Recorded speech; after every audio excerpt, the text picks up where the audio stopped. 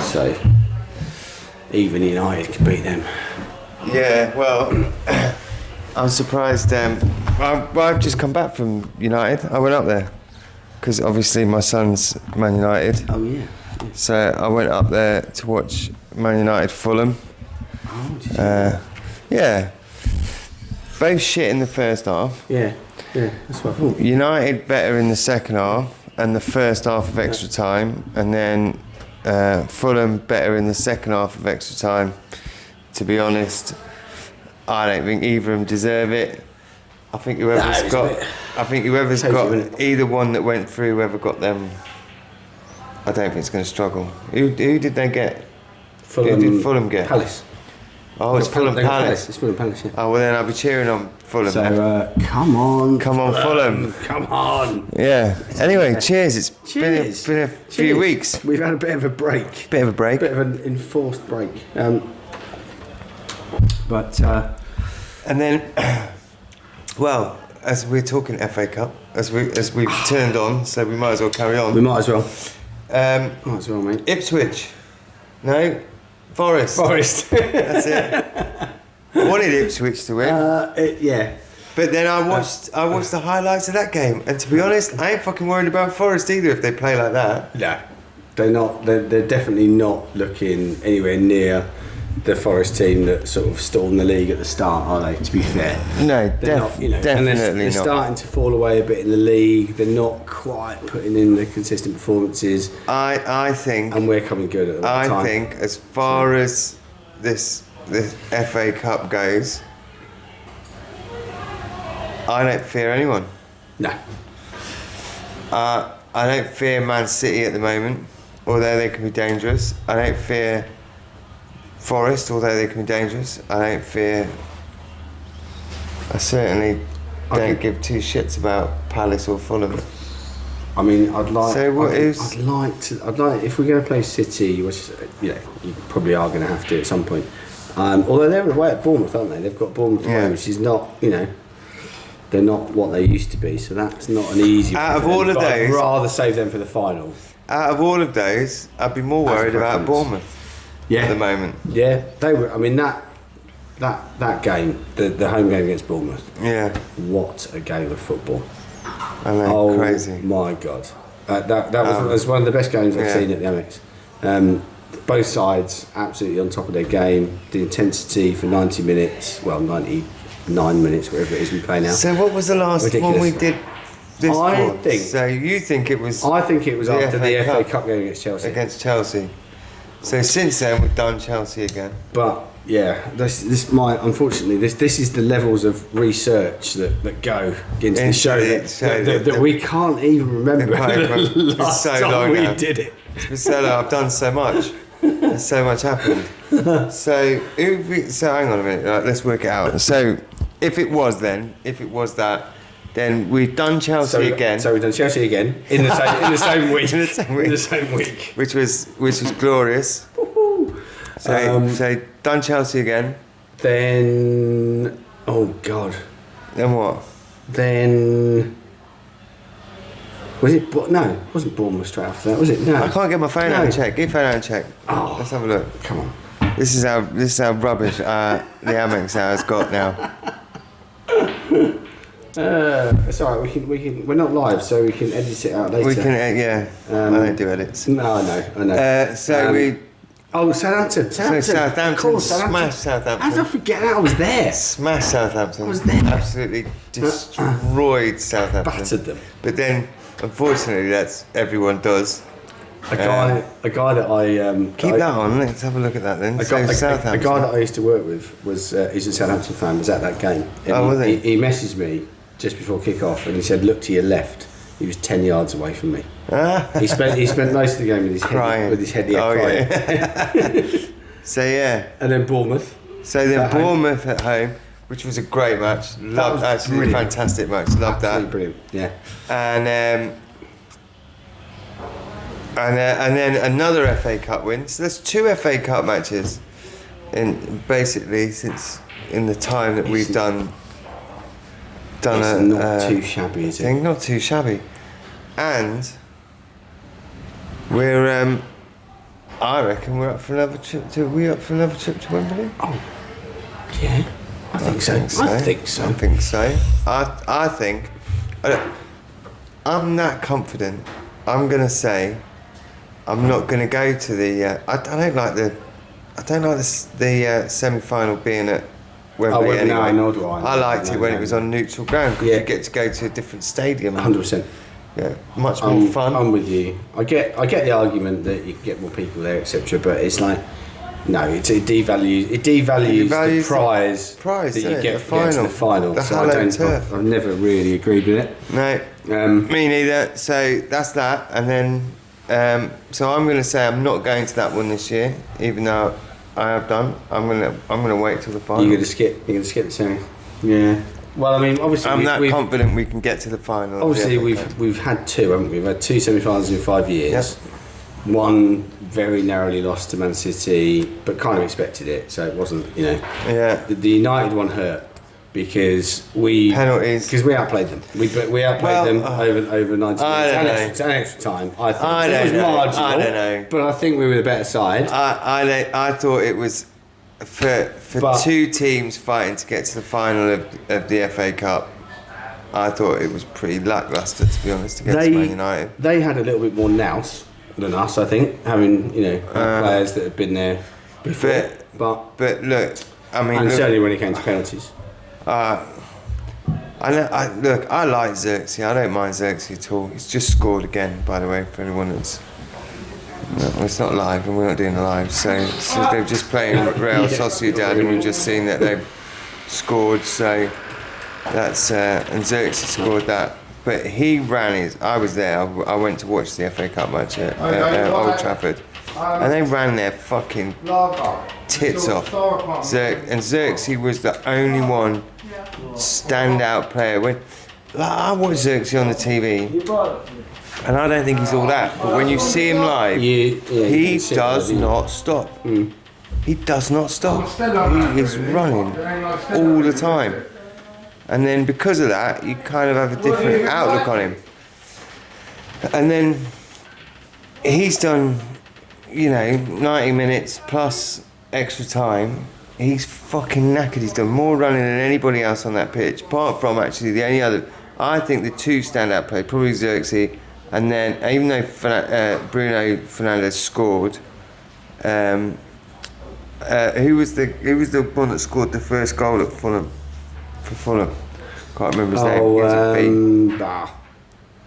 I was listening to it on the way back. But anyway, put his name in the comments. But him as well. Him on Fulham. Bassi. Karen Bassi. Bassi playing for Fulham was. He's a beast, isn't he? Was superb, and deserved every bit of accolation he got for that game because he was really well. Look, I watched 45 minutes of both Manchester United and Fulham either fucking up a pass or kicking it out. It was shocking. I was thinking, Jesus, I paid all this money for my son to come and watch this. I've travelled all the way up here, and it's fucking crap. So thankfully, it picked up the second half and we got a bit of extra time, and we got penalties, and I got to go and see a load of my old mates in the pub before we went to the game, and he got to go to the shop and spend money on tracksuits and balls and red threads and all the rest of the bollocks. So yeah, it was good. It was good. And then because I was there, I was kind of just on my phone, keeping an eye on Brighton. And I've got to say, fucking smashed it from what I saw. Great result. I didn't go to the Newcastle one because I'd pre-booked a weekend away to go and see my parents. So, but I think I told you before, didn't I, that me and Mrs. were having a bit of a Barney about the FA Cup final day coinciding with holidays, right? So I thought it was on the 25th of May. She wanted to go away on the 21st. So this was still what I was thinking at the weekend, and we were travelling back from Leamington. We were in the car when it was extra time, right? And so fucking Welbeck scores the goal. I'm like, get going, yes, giving it all that. She puts her headphones on immediately after that and starts listening to something else. I'm like, it's not a very good sign, is it? No, it's and not a then good sign, and then is I it? like poking the bear when the full-time whistle went. I went, we're through. And you know when someone smiles at you, they're like, yeah, you're not going. It was like, oh, fucking daggers. Anyway, subsequent to that, this week, I was talking to my son at work, and I happened to mention this to him. And I said, I think, she wants to be away on the 25th. And he's like, but the cup final's on the 17th. And I went, you fucking what? So all that argument for nothing. Mate, I have had so many heated arguments for absolutely fucking no reason whatsoever. The FA Cup final's on the 17th. It was on the 25th last year. Have you said to her? Yeah, I have. I mean, I could, Did you get into another argument because you're a dickhead? Yeah, pretty much. Yeah. I mean, that's standard. I mean, my missus has just sat there tonight and she said, why is it that I sit here with you lot and all I get is football or politics and I don't like either, and I just sit here twiddling my thumbs. And so we went, well, what do you want to talk about then? And so Richard's then turned around and gone, like a competition. Yeah, Mum, yeah, what do you want to talk about? I know everything, more than you. I'm like the best at general knowledge. Talk to me about anything. Name your subject. And she went, makeup. And we all went, oh. And then I went, Emily, who's my daughter. That's what they do though, isn't it? I said, Emily, your mum wants to talk about makeup. Right, there you go. Problem solved. Why have I got to learn about makeup, but you won't learn about football? I said to her, go to the match. It's a different experience. You'll love it. Yeah. There's loads of women there. Even sometimes they play football. I know. And to be fair, sometimes women apparently we're building a stadium. Building a stadium. Well, yeah, and apparently it's supposed to be one of the biggest women's stadiums. It's supposed to be one of the biggest in the Premier League, seating up to 500. So at least half of it will be full. I know exactly where you're going with that. It's true. I can't lie. So yeah, it's good. We're slightly less numbers than the new fan zone. Slightly less numbers than the new fan zone, which I think good on them. That's it. Yeah, the modern world. But no, you're right though. She should go. Steph's been a couple of times, and she actually enjoys going. Yeah, so I said she enjoys the football, but live experience. Yeah, it's doesn't watch it on telly, not bothered, not asked. Yeah. I mean, she was not asked at all with any of it. Yeah, I have said, when I'm at the games, do you pay any attention to what's going on? And she lied to me and said, yes, I did. And I knew it was a lie. Cheryl pays attention. I think her mum updates her. Oh, no. Mum goes, oh, Steve will be happy. Steve will be pissed off. Cheryl pays attention. She does pay attention, and she does have her favourite footballers, but based on looks, not on ability or even knowing, even knowing their names or all that sort. But she prefers rugby players than footballers. She likes a bit of bulk, cauliflower ears and all that stuff. Yeah, she likes all that. Crooked noses. I don't think she minds the crooked nose, but I think she picked one without one. She likes. Who was the one that? Fucking hell, I can't remember his name now. Anyway, he's a rugby player, England, nice beard, chunky fella. But yeah, I don't know. Joe Marler is a Brighton fan. No, it's not Marler. It's not him. No. He has got a beard. Yeah, but he's got the. Where I was going there. The what's it? I think. The Mohican. Yeah, it's not him. No. I think he's basically the only England rugby player that I know because he's a Brighton fan. And I know. But no, she likes quite a lot of them rugby players. But anyway, so she does pay attention to some footballers, but just the ones she fancies.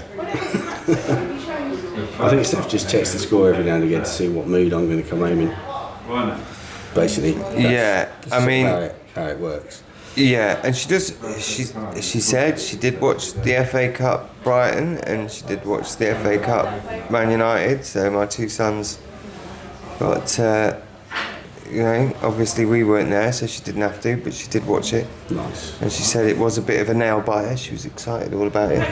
And also, so I'm kind of like on my phone. I'm going, internet, trying to, because I want to. While I'm sitting there in the seat waiting for United to kick off, I'm looking at my phone. Right, get it on ITVX, whatever fucking bollocks it is. It was on, and then I did hear someone in the background going, "Oh, I've scored," and then almost straight away, "Oh no, it's not." Yeah. And then I was like, "Who?"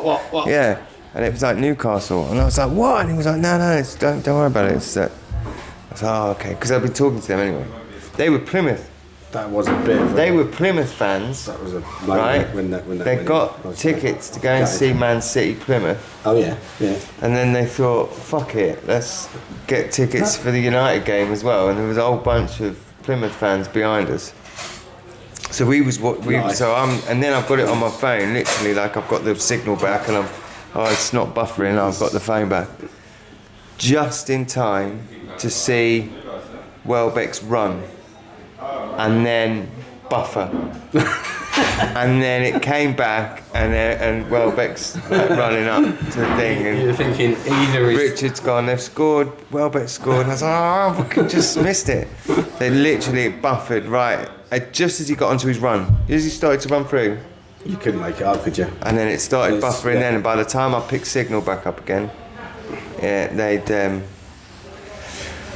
then the bloke behind me went, "You can get the Wi-Fi." I was like, for fuck's sake, I didn't think about that, but then anyway. Why didn't you tell me that before? But anyway. God's sake. Well, I watched a little bit of it. I watched the last maybe 10 minutes of normal time, 15 minutes of normal time in a pub in Leamington. I was having lunch with my mum and dad, and I gave my mum and dad a head start to get back because they'd for some reason parked their car fucking miles away. So I was like, brilliant, that gives me 10 minutes to watch at least until, so I could tell that Steph was fucking brilliant. And so I watched. Danny Welbeck as well. But that I heard on the radio. I was in the car by then. By the time when that went in, but I was getting a bit animated about the game, and then someone turned around to me on the next table. Bear in mind, this is in Leamington Spa, it's in Warwickshire. Yeah. And they went, "Are you Albion?" I went, "Yeah." I went, yeah. There was this lad he's at University of Warwick, he's an Albion fan, sat on the next table in a pub in Leamington. I'm like, wait, what are the fucking chances That's of that? fucking quality. So, yeah, we watched That is quality. the last 10 with him, shared the pain of the Tarek Lamptey sending off, Yeah, which we didn't think was very, bit harsh. And then obviously the Newcastle goal that was, then wasn't. It was like, oh. What about Gordon? What was that all about? That was just assault. It was assault. He got absolutely pocketed and made to look a fool. Yeah. And then reacted to it. Yeah. That's all I could. Yeah, that's he did. I watched the highlights. I didn't really see much of actual gameplay, but as far as I can see and as far as I've heard, he just got pocketed basically. He had a bit of a tantrum, didn't he? And he had a bit of a tantrum, and then did that. Good riddance, get him off. Yeah. We were having this conversation right before we came, so obviously I've got United, and we just had this. I've got United son and I've got a Brighton son. So they're having an argument between them and all their mates on Xbox, basically saying who's better, Bruno Fernandes or Believer. And then you've got all of the one side saying one, and then all of the Brighton mates, all of his Brighton mates. Different players. I said, skill-wise, I would say Bruno probably just about takes it, but I would pick Believer over Bruno. And then he went, "Oh yeah, it's just 'cause," and I said, "No," and the reason why is he works harder. Yeah, you'd want and he's more reliable. You'd want him. Bruno is either sitting on his hands or he's putting some wonder goal out the bag. There's no in between, and as lovely as the wonder goal out the bag is, it doesn't happen enough. Yeah, I get that he's the one that's kind of pulled Man United out of the shit a few times, but he just doesn't have that just constant ability that Belieber has. And Belieber's younger, and he runs all game. Doesn't have the drive and he drives and more. the energy that Belieber has. Yeah, I mean, so I just pick. Then that's the reason I'd pick him. That's very, the reason I'd say skillful player in the final third. Yeah, that's where you want him. But also the only player to have ever scored a goal after the game was finished. That stood against us. Yeah. In the 102nd minute, the referee had already blown his whistle, and he scored and still allowed a goal, which is still rankles me a little bit now. Yeah. Especially the way he celebrated it. But anyway, no, he is a good player. But I'm with you. I would say Belieber all day long. In terms, much more potential. Obviously, a lot younger, a lot more drive. Harder working. He puts just moans too much. He puts and he puts the he puts the legwork in every game. It's not like he's good every game. I cannot think of a game where I watched and thought Belieber didn't put he didn't put in his he didn't put in the time in this game, or he didn't pull his weight in this game. I've never thought that at all ever. I think for me he's surpassed Caicedo, because he offers a bit more than Caicedo did. Not that I know Caicedo was a brilliant player for Brighton, don't get me wrong, but I just think Belieber's got a bit more energy, a bit more guile. He moves forward quicker with the ball. He's hard to get off the ball. I just think he's going to be eventually. He will be a better player, and he's going to be worth more money than Caicedo. Hopefully, we don't take it anytime soon, because he's the heartbeat of that midfield. Well, that's where that went. So I think I did say I thought that Bruno was a more skillful player. Yeah, and I can see why people would have Bruno over Belieber, but me personally, I think that position, whoever plays that position, there's a lot of running involved. They have to break down play, they have to ping passes, they've got to open defences. There's so much that they have to do, and I just think he works harder. And for me, I would have that player that I know every game is going to work hard, whereas I think Fernandes probably can be a little bit lazy, can be a little bit hit and miss. I mean, he's probably a bit older, but he is a bit older, but Roy Keane had a bit of a pop, didn't he? Dug him out recently to say that he was, because he's captain, isn't he? He's captain of United, and he came out and he said that he wasn't, a worthy captain of United, and I thought that was a bit harsh actually, because he's playing. Let's face it. He's been playing in a pretty poor United team for a number of years. I think he does. What he does do good is he does build a bit of fight and get everyone rolled up a bit. That's something he does do. Yeah. He wants to win. You've only got to tickle his left nut, and he's like. Ref and he's got that desire. He's got that desire. But I guess it's good. It can pump people a bit, I think. It can but it's good. You can pump the team up a bit, pump the fans up a bit, get everyone shouting and swearing and being rowdy and loud, and it helps. But like I said, I can't say it any better. He's for me. He just doesn't. He doesn't do it every week, and for me that's more important.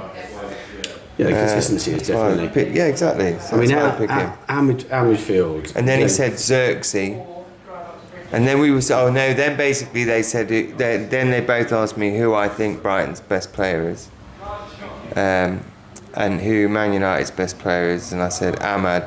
I think is for United. Yeah. For United, I think he's going to be something special. Very good player. And I said that's. What about Brighton? Well, without a shadow of a doubt, I said it was Matoma. I just think skill-wise, speed. I mean, I get that he has had bad games, but in that position, playing in that position, you're not going to be like 100% every time. But when he goes, when he fires, when he's hitting the thing, he's just something else. No, he's incredible. Yeah, I mean, his pace, his touch, his dribbling. It's the not the only player, but one of the players that gets on the ball, and if it has an impact in the stadium as soon as he gets the ball, because everyone goes, something's going to happen. I think what we missed when Solly March, I think what we missed when Solly March was injured, was made up. That, do you know what I mean? That thing of building it, like when he gets the ball, it's that excitement of when he's on the pitch. Yeah. And you have that excitement when Solly March is on the pitch as well. Yeah, there's a bit of a buzz as soon as they get on the ball. You think something's going to happen. Yeah. Mark, by the way, what an assist from March for the Welbeck goal of the weekend. I know. I mean, I just love favourite Brighton player of all time. I know that like people are gonna dig me out in this because obviously primarily I'm a West Brom fan and I do a Brighton podcast. I absolutely love Solly March. I love everything about his story. Awesome. I love everything from where he's come from. The fact that the injuries that he's had and come back from.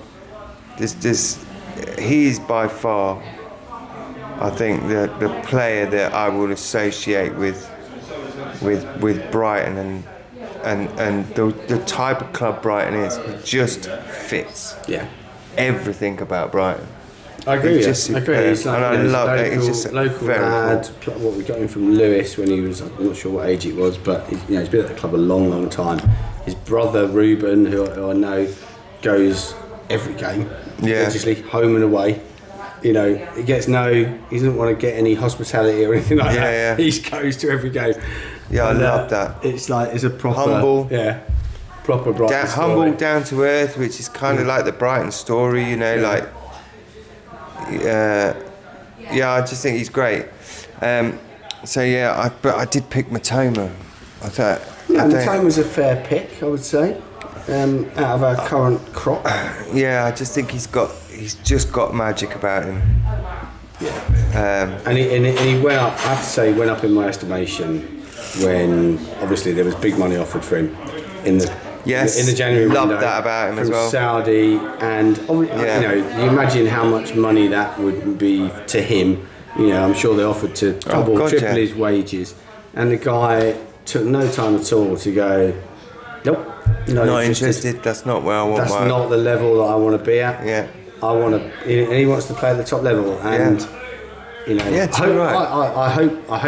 I truly do hope that we can deliver that for him. It's a big ask, obviously, Champions League. If not, then maybe he sees out the end of his career at that level, because he deserves to be at that level. He's a fantastic player. Where would you go then on your Brighton? What would you say best player of all time, say best player all time, favourite player? Well, since you've been supporting it, we'll give you For me, I'm not going to go back to Peter Ward days, because that was before my time. But for me, it's got to be Pascal. It's got to be Gross. He's the most consistent, record goal scorer, most assists. He just delivered week in, week out, and the way he left as well was just so. It was class. It was gracious. There was nothing bullying about it. There was nothing. He showed himself to be the class player that we always thought he was. He's just brilliant. He's he's a very humble guy. You've met my dog, haven't you, Tommy? Yeah. Tommy once tried to shag his dog in Hove Park, which was cool. Just a little side there. Yeah. But Pascal took it very well, like the great man he is. Yeah, absolutely. I just I thought he was going to say try to shag his leg at one point. But that's fair enough. No, Tommy took quite an interest. I can't remember what dog it was, like a poodle type thing. Yeah, I think West Brom. I think there's only Brian Robson. I think that I know that a lot of people like Cyril Regis and there's others, but I just think from player to manager, there's just so much that he did for West Brom. And what a player! I mean, the Brian Robson days. Yeah. What a player. Yeah, brilliant. Absolutely superb. Absolutely. For England as well. Yeah, just and like for England. proper old school, Yeah. you know, dynamo midfielder. Yeah, brilliant. Yeah. Well, there you go then. But I thought he was going to say Stevie Sidwell at one point. Stevie Sidwell? Yeah. My favourite chant, my favourite Brighton chant has got to be, oh, Stevie Sidwell, let you shag my wife. You're the love of my life. Oh, Stevie Sidwell, I'd let you shag my wife. Yeah, that's got to be my favourite chant of all time. I've got a lot of time for Stevie Sidwell. And not just because of the song. Do you not miss the Deserby chant? I do. Do you miss that? I miss that. I don't think anything's properly overtaken it yet. No.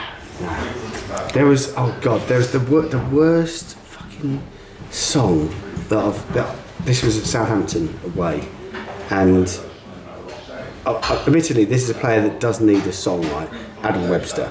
So Webster, he's been fucking phenomenal in the last 5-6 games. He's been immense. We hated him. Yeah, I hated him last season. I fucking get rid of him last season. But he's been superb this season. Eating all the humble pie. Yeah, same here. Because I was definitely one of the detractors saying, he's not good enough. We need to get rid of him. In the summer, get rid of him. He has been fantastic. But the song that someone's come up with, Adam Webster Baby. It's like, Adam Webster Baby. Oh, Adam Webster. It's honestly, just stop. Just whoever fucking thought of that, just stop. Adam Webster Baby. No. What? It doesn't even make fucking sense. He's fucking 27. Yeah. I don't like that. Just stop it. So let's. I mean, you hear him echoing. If anyone wants to put in the comments a better song for Adam Webster, please. Yeah, let's bring back some of the kind of old school chants and put Adam Webster in them, because I quite like them. And we haven't got one that... See, this is the thing. I don't think Brighton has got a chant at the moment that just is like a stadium bouncer. You know what I mean? Yeah, we haven't. Not because that was the Zerbi one. The Zerbi was a stadium bouncer. Everyone knew, everyone sang it. Yeah. It was a stadium. We haven't got one of them at the minute. No, we haven't. We need one. Yeah, we definitely need one. We need to Can't need North standards. We need to get it on. Start all this up. I know. Get on it. And there's actually the standard of our songs, in my opinion, has dipped a little bit. With Carlos Baleba, right? Come on, I'm a Baleba. Not a doubt in my mind. There's got to be something there. Be something in fact, there, I think I can't remember what it was, but I did post something up when we first signed him, and everyone fucking ignored it. It was really good though. But it was to that, just trust me on this one. But so what we're singing now is Carlos Baleba.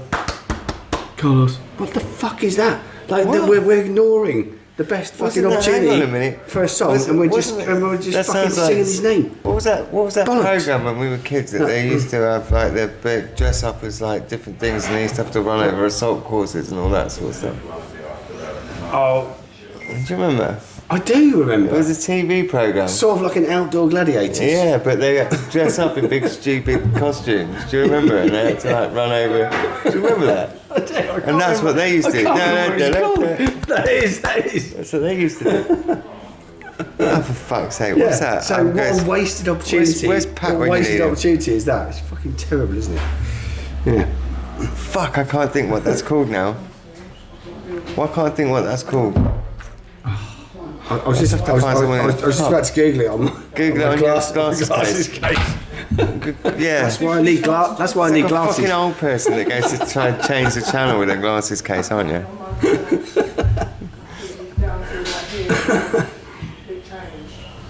But yeah, we're lacking. We're definitely lacking something that's a bit of a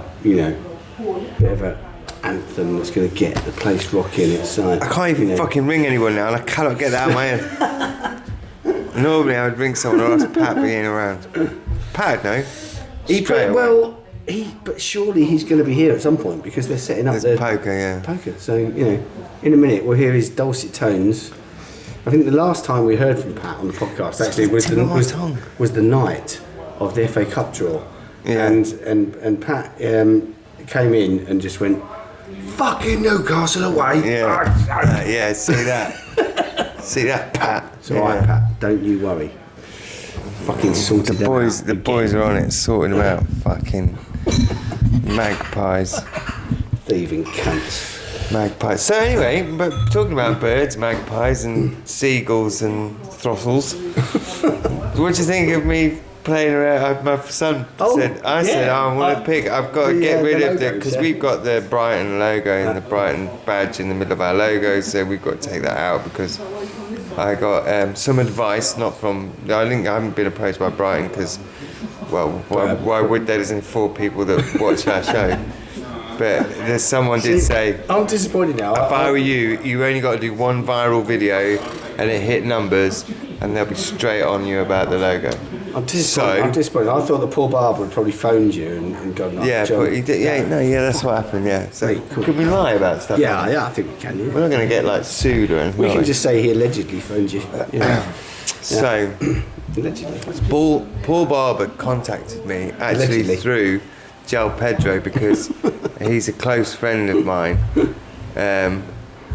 JP is a close friend of mine, and basically said, take our badge off, or we'll sue the fuck out of it. You black country. He went, pretend Brighton fan. Fucking, you got the wrong Albion. The wrong fucking. Yeah, no, he didn't. No, that didn't happen. No, but I did get someone say basically, look, you're going to get in trouble for it because they had a similar thing, blah blah blah blah. So coming up with new logo ideas, and my son went, well, just put it through ChatGPT and they'll do it. I went, what's that? And he was like, the AI thing. Just go. So this is on the drive up to... The kids know, mate. They know. This is on the drive up to Manchester. So we just drove up to Manchester saying the most obscure things.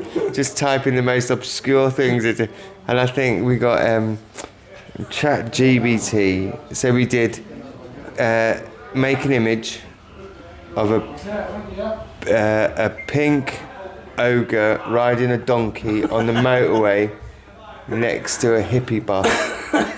And it doesn't even, it's not like a minute later, it's like seconds later, boom, it's there. And the detail in it was hilarious because there was even like little pink ogres driving the bus and one of them's waving out the window and it's mad. And then he's got this massive pink ogre riding a donkey and it was crazy. But it was good though. So I just started like saying stuff. And then all the logos come out. They're good. I've saved all of them because if not, I'm doing merch. We picked one to be our logo, but I'm getting them put on. The little seagulls with the headphones on and all that. I thought them were quite really good. I thought they were quite cool. Yeah. And there was one that was kind of a Brighton badge in the background, but not quite. So I think they would get away with that. So I think there's a few, and it's definitely a few good options. But I might stick it out on the book of face. And if you hadn't told me that it was ChatGPT, you could have claimed all the credit for that. Because when you sent it to me, I was like, fucking hell, John's quite talented at design. So then, basically, what happened was we were driving up. And because my 15-year-old son was driving, I had time to get the iPad pencil thing, artwork, do a bit of artwork.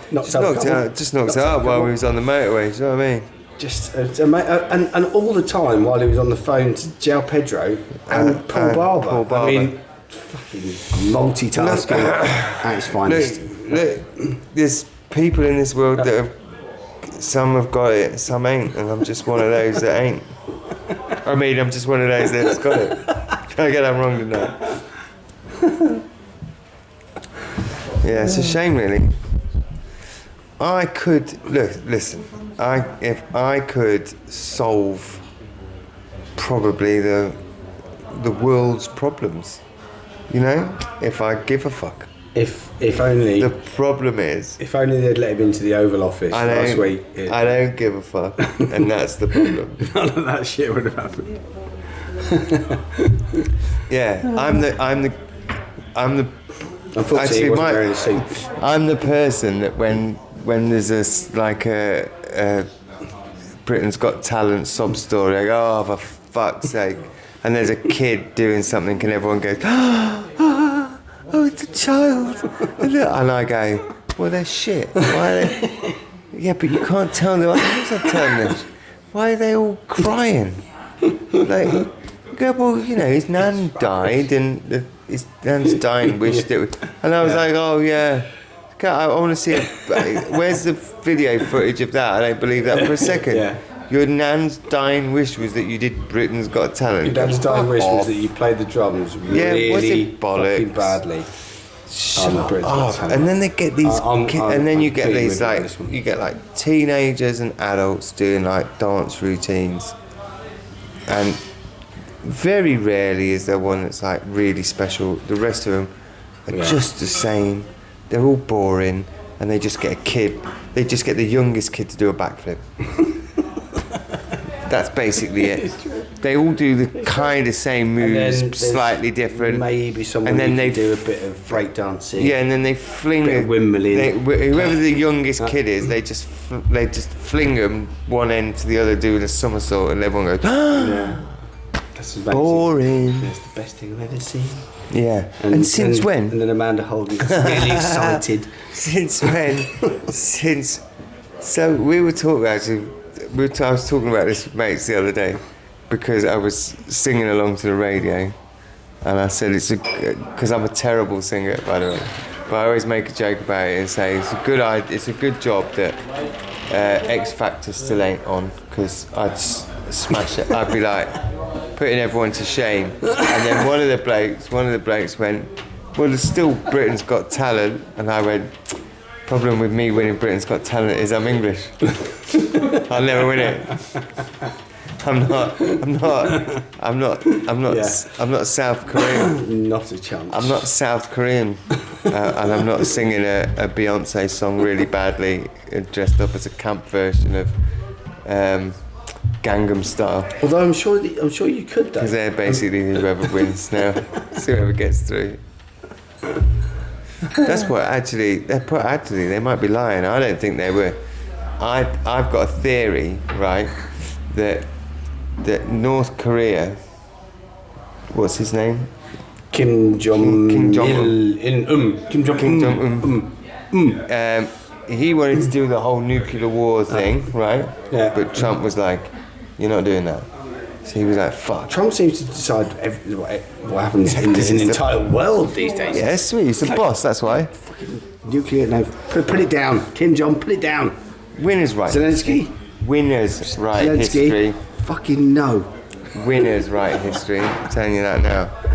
So he went, Kim Jong-un, he was like, I want to do like the nuclear thing. And then Trump was like, no, you're not doing that. And he was like, well, I know, but I want to like, you know, take over the world and stuff. And he was like, yeah, but you can't destroy it. If you destroy the world, what's the point in taking it over?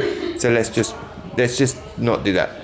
So then, and then he was like, right, I've got to find another way of doing it. What I'll do is I'll send out secret agents. I'll get the men to dress up as girls and the girls to sing Beyonce songs, and I'll send them out to all the Got Talent to all the talent things. shows. So all of the America's Got Talent, Australia's Got Talent, Dominican of Republic's Got Talent, Britain's Got Talent. All of them, they all get these Koreans come in, being like mega camp, singing girl songs. It's basically just Beyonce songs. If that was true, I'm not saying it's not. And it's not that I don't like Korean. Genius. It is genius. It's fucking genius. It's mate. genius, apart from the fact that they chose Beyonce and she's shit. So I sit there listening to something. She has got a great arse though. No way. I'm not booty. Look, come on. Yeah, I would say that J-Lo's got a great arse. It's not a patch on Beyonce's. Oh, fuck off. What old wobbly arse Beyonce? J-Lo's arse was miles better. No. Come on. I'm posting this, in but the comments. This will separate, and I'm going to do this. I'm going to put it on. Yeah, I was just going on Book of Face. I'm going to put J-Lo definitely had better odds. We'll have a poll. 100%. No, I'm not having that. No, but hang on a minute. That's not pretty unfair because a lot of people that you youngsters are going to know who Beyonce is, but aren't going to know who J-Lo is. Well, I mean, but you could put a picture of them on there just so that you can. True. It's obviously it's it's in the eye of the beholder. Beyonce's might actually fit on. I would definitely hold on an iPhone. I would definitely hold J-Lo's ass. I think I would avoid Beyonce at all costs. But yeah, no, J-Lo had an amazing ass. I mean, you can say that. Well, who's the one that plays? I'm gonna Google it later. I tell you who's got a great ass. Who's the one that plays? Who was the last bloke to play Superman? Henry Cavill. Fantastic ass. Henry Cavill's got an amazing ass. Yeah. I can't say that I paid a lot of attention to. Oh, have a look at it. To his ass. I mean, just have a look at Henry Cavill. I'll Google that as well, and that will also be a private search, by the way. Yeah. Yeah, your VPN's going to be on when you search for Henry Cavill's ass.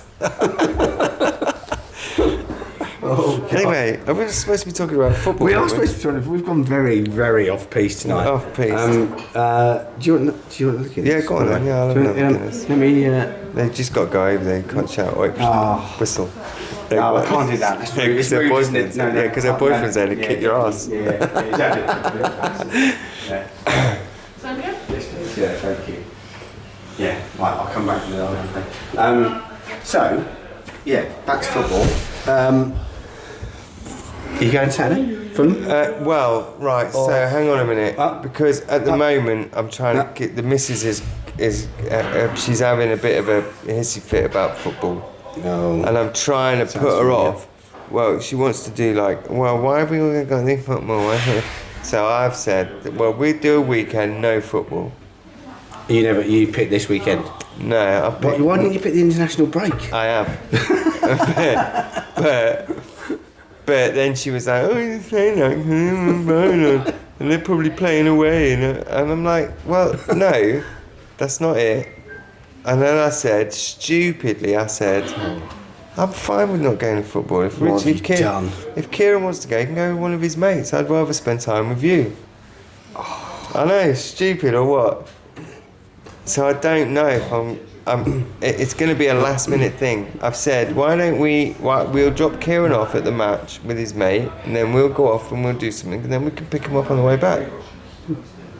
Just trying to be like a good husband, without actually thinking, fuck, I'm going to miss the game.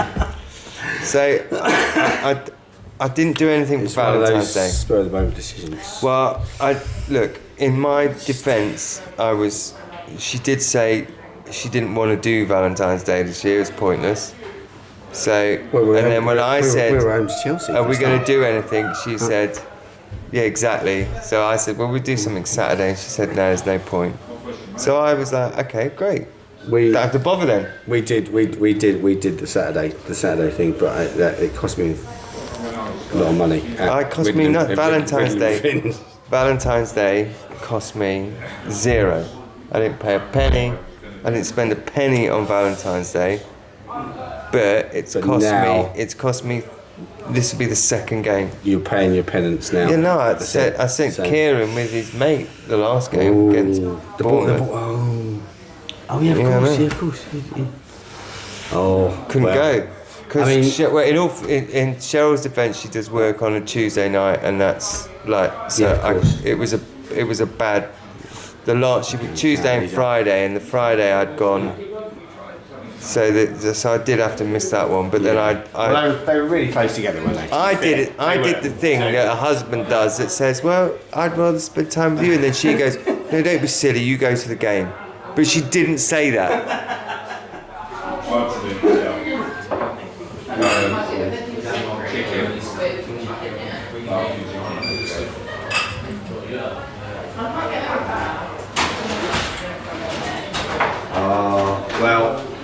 So it was a bit of a... Saturday, mate, is in the balance, or maybe not? Well... To be honest, it's not one of the...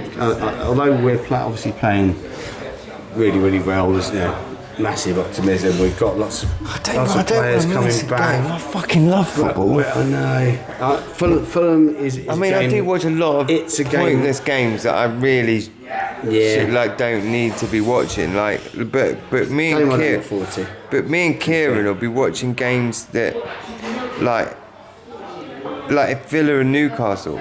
Like we'll watch Villa and Newcastle because we want to know points wise who's. We want to know what we're up against, and that's the weird thing. It's not that we even look at the football because we want to watch them play. We now watch it because it's to see what's going to happen with Brighton. I'm essentially a Brighton fan. You're scouting. I'm almost a Brighton fan. You're getting there, mate. I can't give up West Brom. I can't.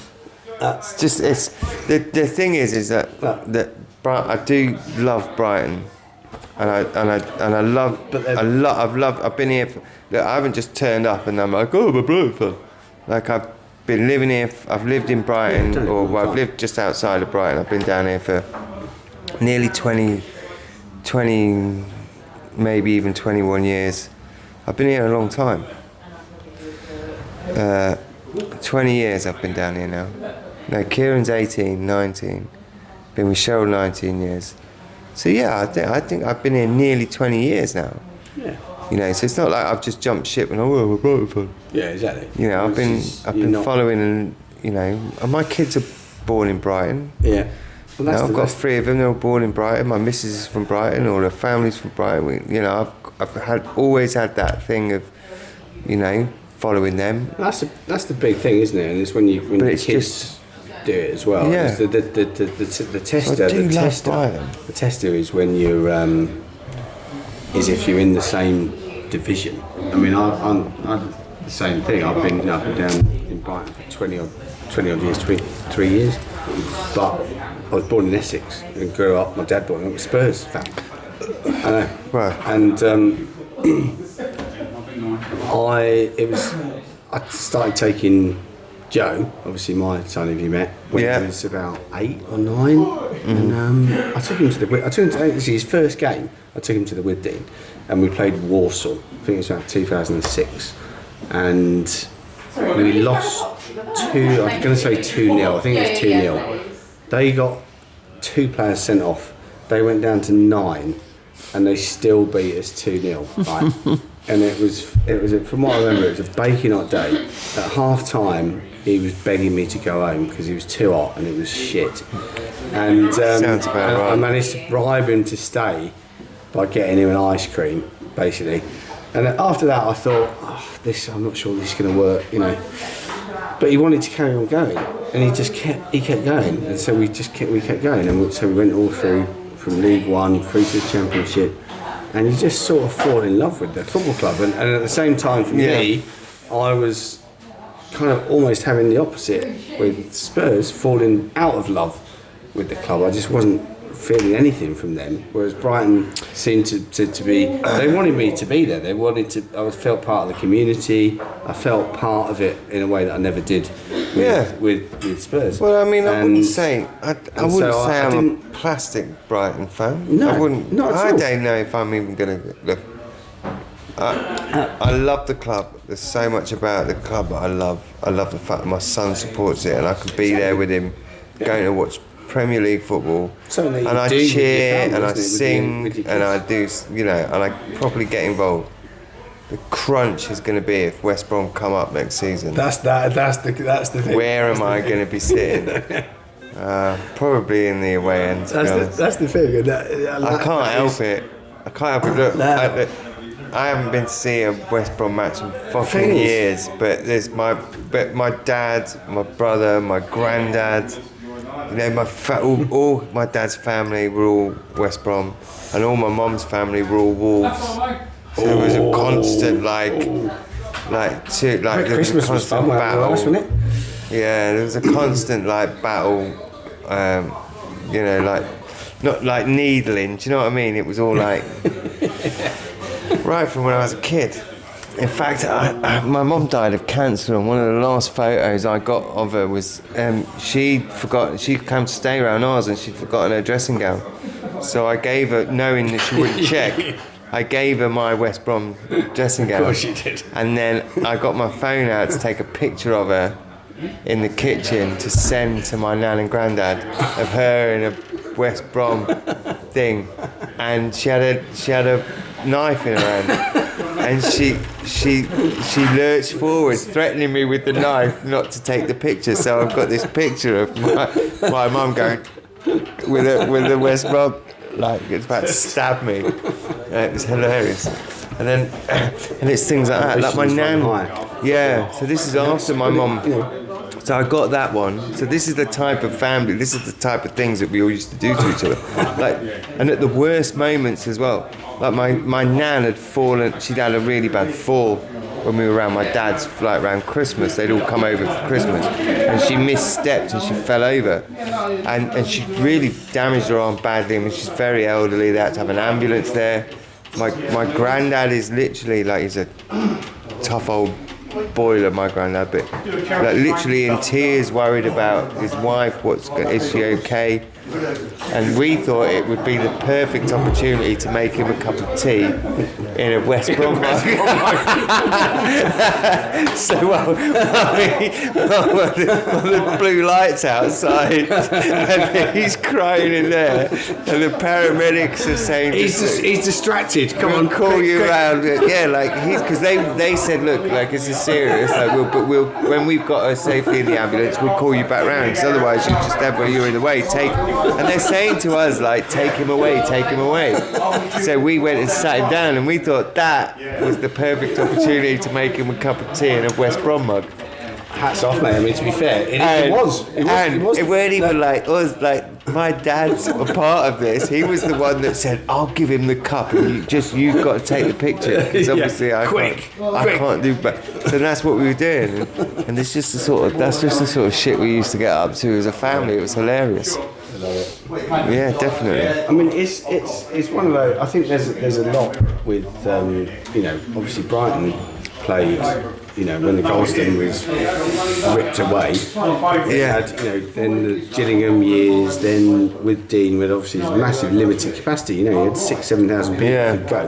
They sort of skipped a generation of fans, and there's a lot of debate about, and I know a lot of people that have, supported other teams that now go to Brighton for the same reasons that we did. That we went with our kids. And we've continued to go, and you kind of get infected. You get that passion for the team, and you carry on going. But that was realistically the only way that Brighton was going to grow the fan base again to what it is now, and that will continue. When you've got a stadium, more generations of fans. So how many? What was the width? It's inevitable that was 2,500 with them. What's the width? I think the most that you could get in there was maybe 6,000-7,000, something like that. It wasn't. It was. I used to go. I used to live up the road from there. And I used to go to some midweek games with Dean, and you could pretty much pick your seat, and there wasn't necessarily going to be anyone sat next to you.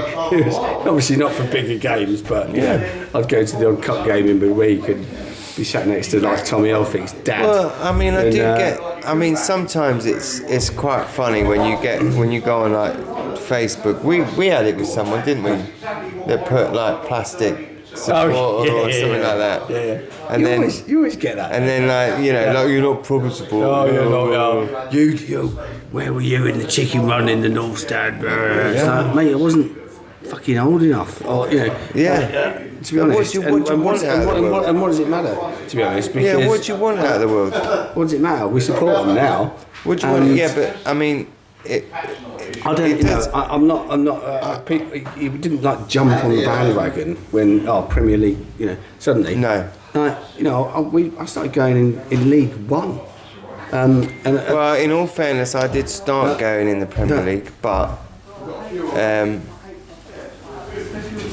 I worked 7 days a fucking week for. Well, yeah, exactly. For a long time.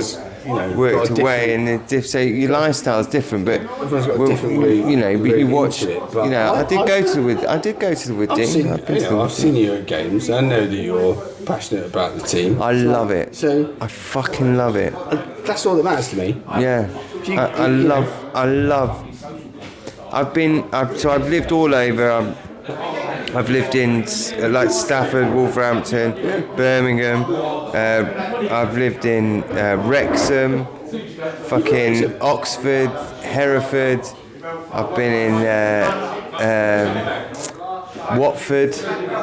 I've lived all over the place. Moved around. About Watford. Yeah, well, I love Watford. You can't have it all. I don't like the football team. I never liked the football team, but I loved living in Watford. It was great fun at the time because it was all R&B and hip hop times in the early 2000s, and it was like a big scene, and there was really good fun. We worked in a comedy club and a bar, and it was great. It was a really good time to be young, and lots of pretty girls wearing not a lot of clothing and knee-high boots. Which you can't complain about that. The R&B world has brought the sluttiest of dress wear into the high street fashion shops. So I was okay with that at that time. Fair. Did you ever meet Luther Blissett? Did I ever meet? No. No?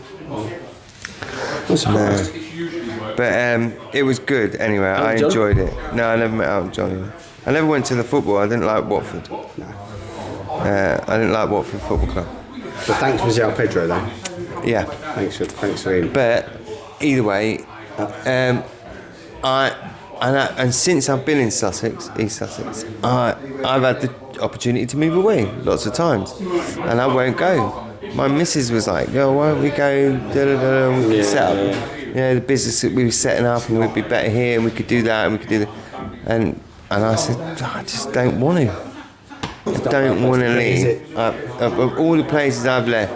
Like Oxford, so I was like on the Oxford Cotswold border. That was nice, But it was, I mean, everyone's like quite snooty, and it's basically a rural area with city money. Yeah. Do you know? So that you get that second home vibe. So.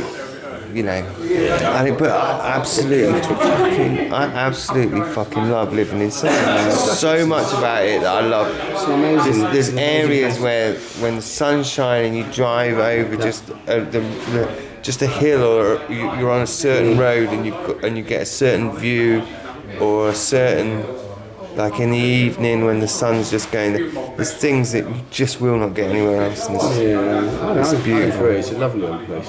And I love Brighton Football Club. I've been to a lot of different football clubs, but there's just something about Brighton. It's a special club, isn't it? You get the sense of it quite straight away, and talking to people, the history, and there's just something about it that I certainly found. I didn't get that. I didn't, from any other football club, and there's that sense you've earned it. Yeah, just sort of. There's a sense. There is that sense that you've earned it. When you were in the Championship, and I was saying to my brother-in-law, my kids were very young then, but I was saying to my brother-in-law, and I was saying,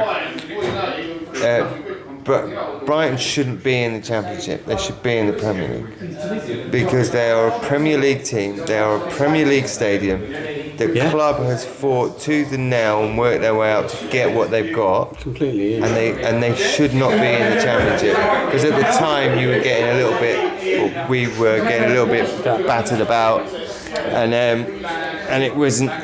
We were kind of like mid-table, lower down a little bit.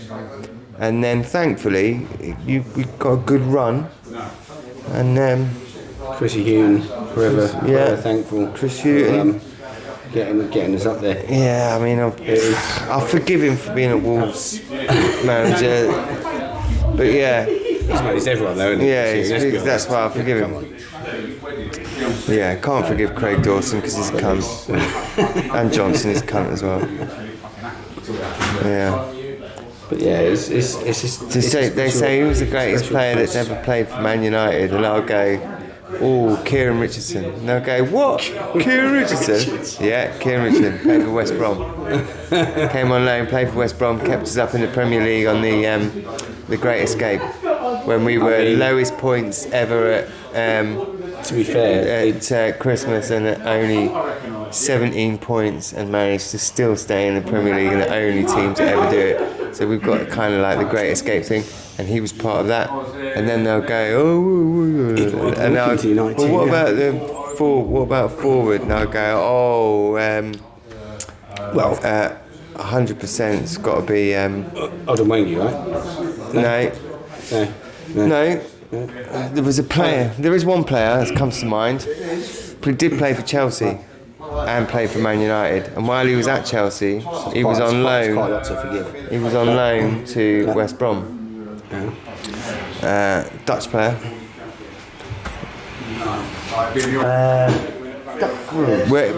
Is this like a quiz now? You know him. Yeah. You know who he is, but I'm played for Chelsea. Not a fucking clue. No, absolutely no. Forward for Chelsea, and then went to Manchester United. And in between that, and then I can. Iron Robin? No, black player. Oh, and he's Dutch. No, could be. Could yeah. You're not giving me. Yeah, I think so. What era are we talking about? Hang on. Oh, yeah, not long ago. 2008, 2009-ish. No, I'm not actually not a clue. Oh, I'm not telling you. You can look into it and tell me next week. Oh God, my Google searches tonight are going to be all over the place. Fucking and then Beyonce's greatest bum, keeper, fucking greatest Henry keeper Cavill's ever, bum, greatest keeper Dutch ever, ex-Chelsea, Man United, greatest ever keeper for Man United, greatest keeper for Man United, greatest keeper Man United have ever had. Who's the greatest keeper Manchester United have ever had? Schmeichel. Ben Foster. Schmeichel never. Ben Foster. Schmeichel never played for West Brom. You can't put Ben Foster above Schmeichel. Played for West Brom? No, I'm not having that. Did Schmeichel play for West Brom? No. Well, then he's not the greatest Manchester United goalkeeper ever, then, is he? I think we can see how John's thought process is going here. It may not be entirely rational, but that's football, eh? That is football. Is it? So. Anyway, Odemwingie was a weird one because he went down to Odemwingie can fuck right up. Anyway, I know. I forgot he went running off down to fucking Palace to try and get a deal. He did. And then got told to fuck off. The classic West Brom said if you'd let him in. Sit in the London hotel, wait for my agent to call me. Yeah. And West Brom basically got hold of Palace and said, if you let him anywhere near you, we're going to sue you. Yeah. We haven't sticking back. We haven't said this. Sticking back on so then, I can't remember who it was at the time. I think it wasn't. Who was the manager at the time? I think it was Harry Redknapp.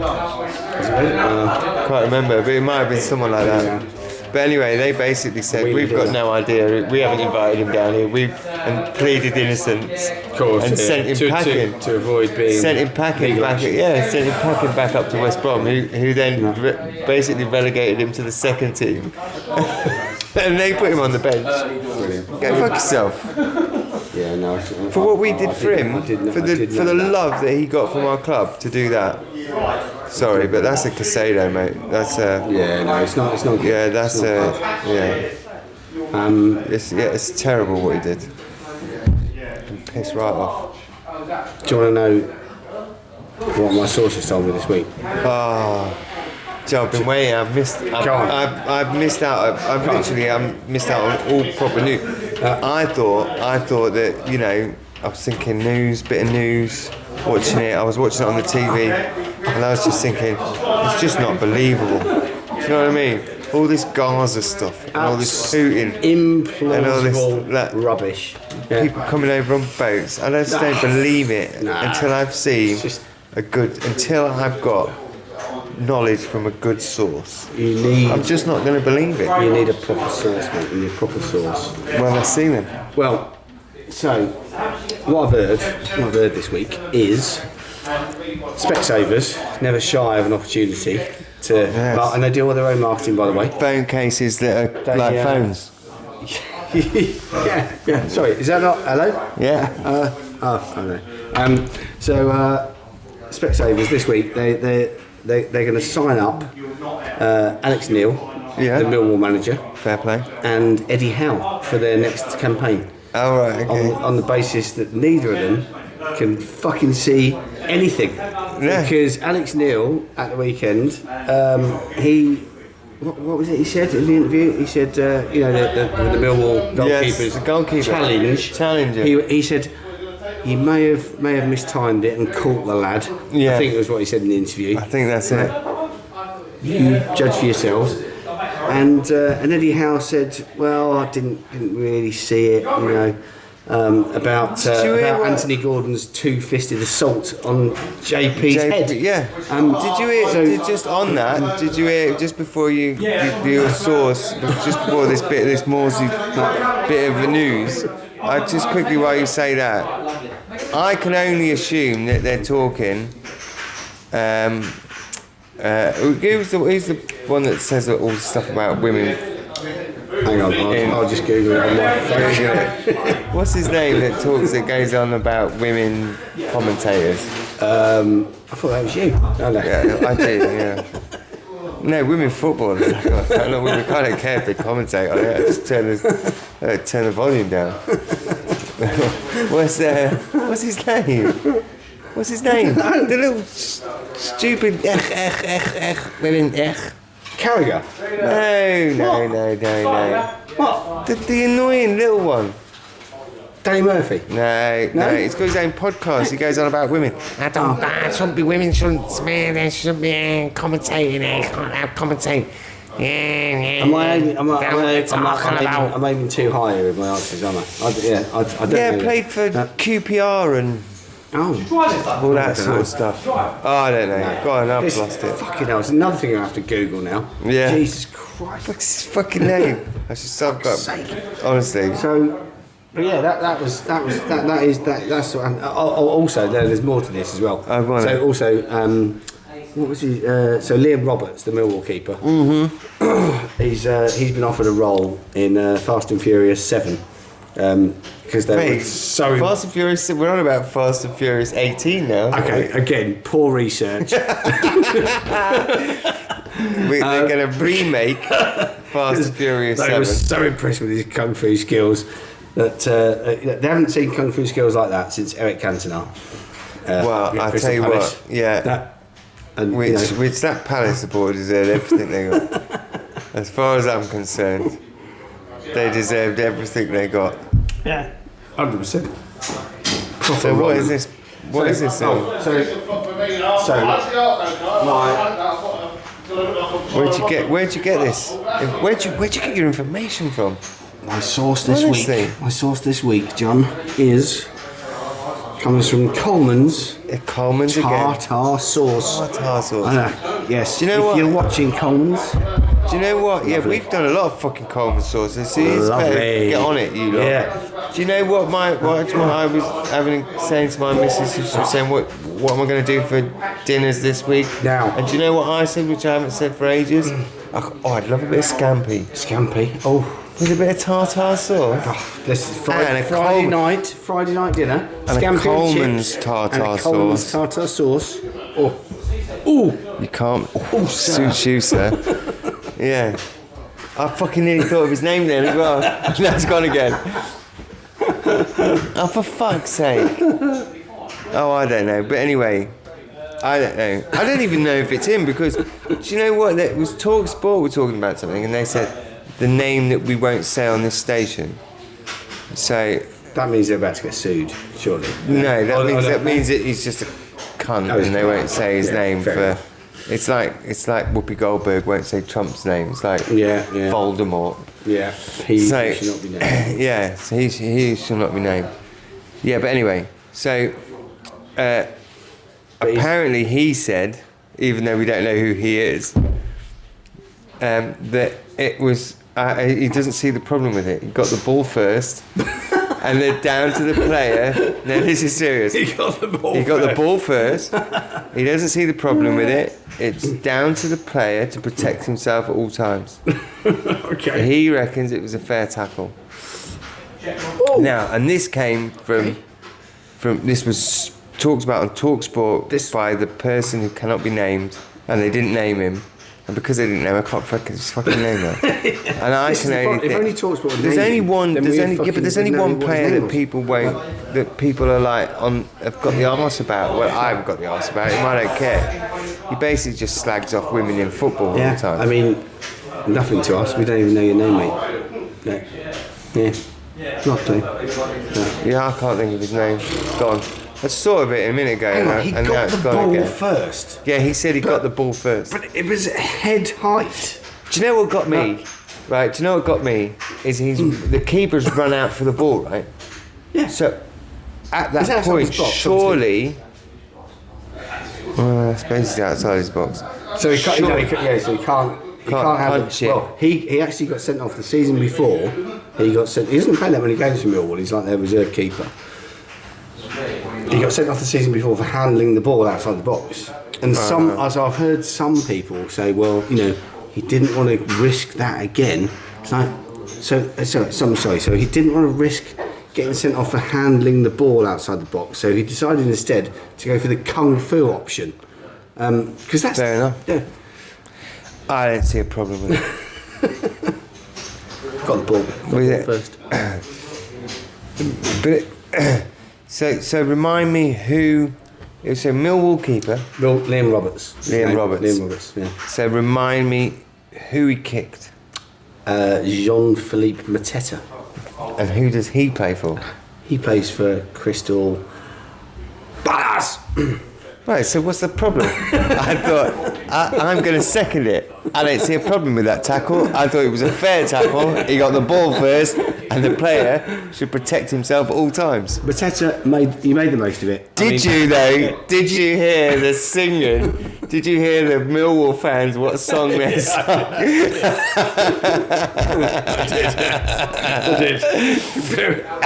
Bearing in mind he was down for what, 10 minutes? 10 minutes, and they were singing about going to A&E. Let him die and all that. You're like, oh. Did you hear the A&E one? No. Oh my God! Just get your phone out. Oh. Get your phone out and get YouTube Well, that on. one. No, not that one. Get your phone out and get YouTube, and just put Millwall singing about Mateta. Hang on. Hold on. Just get it up. And then we'll play it on here because it is funny. I'm surprised that Howard hasn't sent it to me. Hang on. You can see, I need to put my glasses on, don't I? Millwall. Singing. Mateta. That should be enough, shouldn't it? So come up with something. Oh, Yeah, go on. come on. That's the Let Him Right. Die. That's the Let Him Die one. That's not that. Which one? That one? Yeah. Singing. No. No, that's Let Him Die. It might be on that as well, then. Play that one. What the fuck is wrong with Millwall fans? As Jean-Philippe God. Mateta lay motionless on the ground after a brutal karate-style kick to the head. Brutal karate style. Millwallers disgustingly chanted, "Let him die." Their goalkeeper, Liam Roberts, was rightly sent off 2 minutes into the FA Cup clash after... Although Oliver didn't send him off. Yeah. He consulted VAR I know, it's crazy. before that. It's like, so Fuck's sake, seriously where going is on it? with Mr. Oliver there. Oh, hang on. Oh no, that's Xerxes.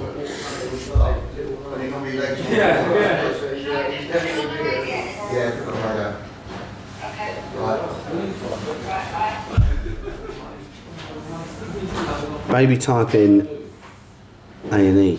That's it.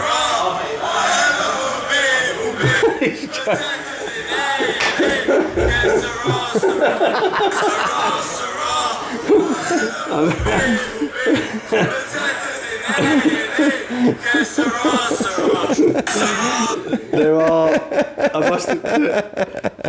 That one. I'm gonna. That's funny. I'm gonna let that one slide. The Let Him Die was a bit too predictable and a bit like, it's a bit nasty. But that's funny. That is funny. And he's a Palace player anyway. I thought it was a fair tackle. Yeah. I didn't think there was anything wrong with it. Get up, Tessa. Christ's sake, stop bloody rolling around on the ground. He's a goalkeeper. They're supposed to kick the ball. They're supposed to do that. That's what his job is. I must say, I would love to get Palace in maybe the semi-final.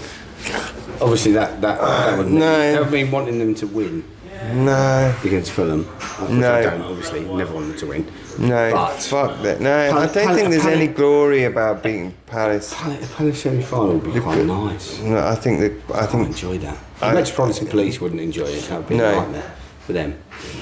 But yeah, at Wembley. Yeah. Can you imagine if it's...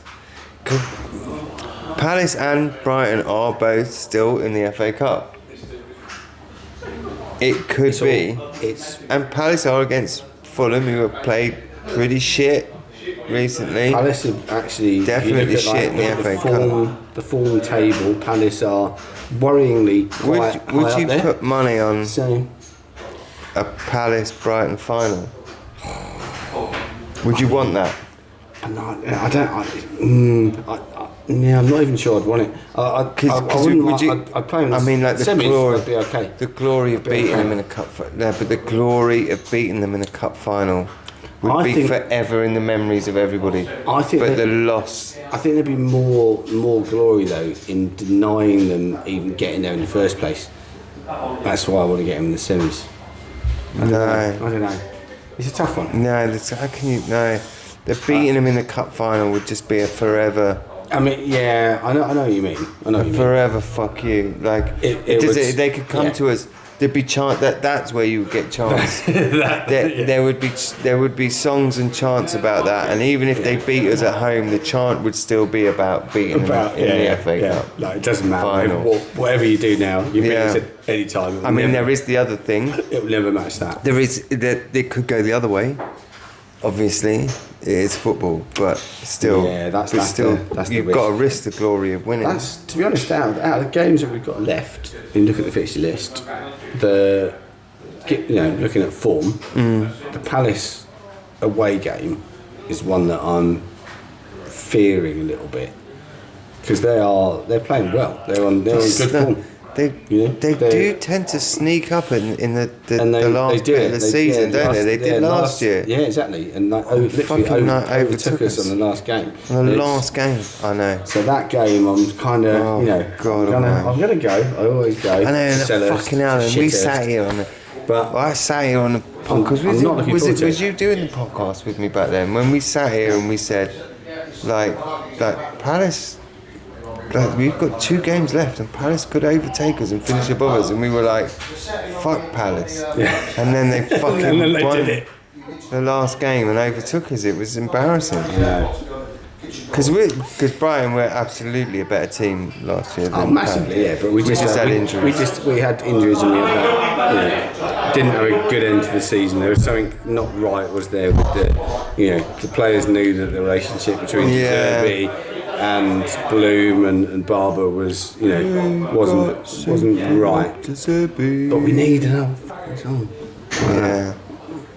That was, singing that. We've lost Super Rob De Zerbi. Singing that in the Johan Cruyff arena. We know exactly what you absolutely brilliant. But I do think...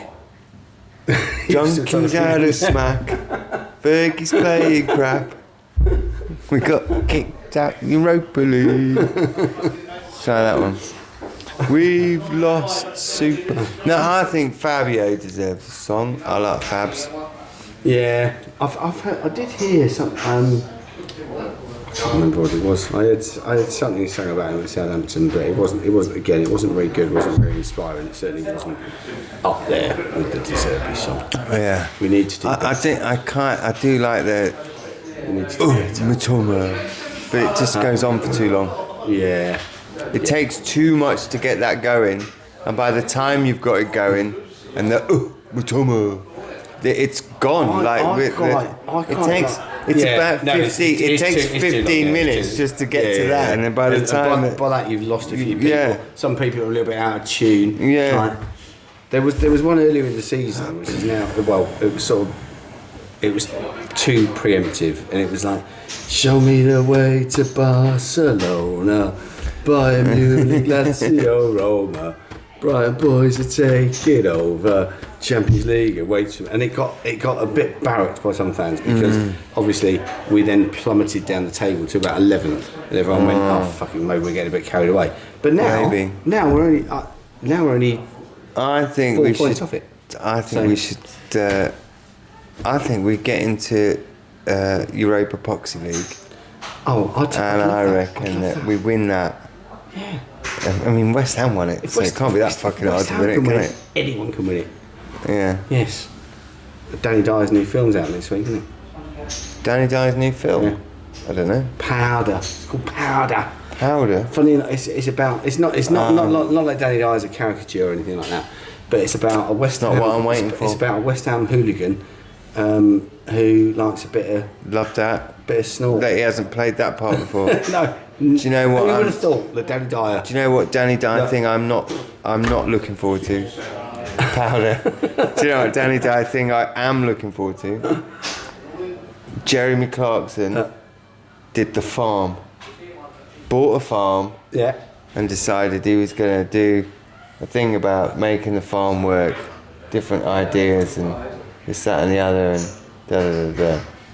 Danny Dyer has bought a caravan holiday park. I'm not fucking joking. Him and his daughter. Are you serious? Him and his daughter bought a caravan holiday home, like fucking Haven or whatever it's called. They bought one of them and they're gonna try and make it. They're gonna bring it back. They're gonna bring back the English holiday and try and make it relevant and good again. I mean, I would watch that. I'd watch that. I'd watch that certainly over. I would watch Powder. it. I would probably. I'm probably going to watch it for the first couple of episodes. You'd give it a go, wouldn't you? And I would get irritated by his daughter and the way she talks, and then not long after that, I'll get irritated by him and the way he talks. In a movie, it's great. In real life, you just go, oh, shut up for a minute. Yeah. Get my fucking nut in now. Pause.